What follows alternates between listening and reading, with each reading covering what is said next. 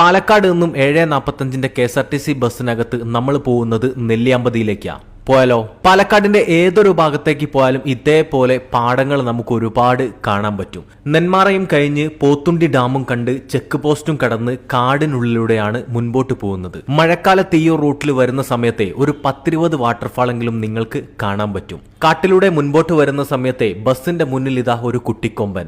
ആളെന്തായാലും മുന്നിലൂടെ നല്ല ഓട്ട. പാലക്കാട് നിന്നും നെല്ലിയാമ്പതിയിലേക്ക് 84 രൂപയാണ് ടിക്കറ്റ്. മുകളിലെത്തുമ്പോൾ പോത്തുണ്ടി ഡാമിന്റെ റിസർവയറും വരയാട് മലയും കണ്ട് കൈകാട്ടിയിൽ നിന്നും കോടമഞ്ഞും കണ്ട് പുലയംപാറയിലെത്തി. കുറച്ചും കൂടെ പോണം നമ്മുടെ ലാസ്റ്റ് സ്റ്റോപ്പായിട്ടുള്ള ലില്ലിയിലേക്ക്. തേയിലത്തോട്ടത്തിന് നടുവിലാണ് ഈ ഒരു ഗ്രാമം.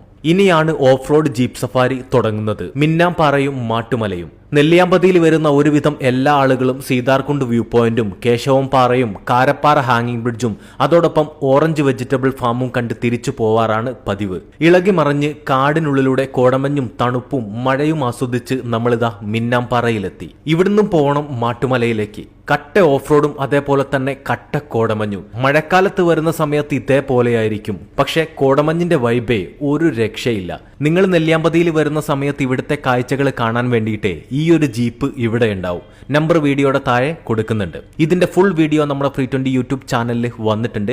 അപ്പം നേരെ നെല്ലിയാമ്പതിയിലേക്ക് പോവല്ലേ.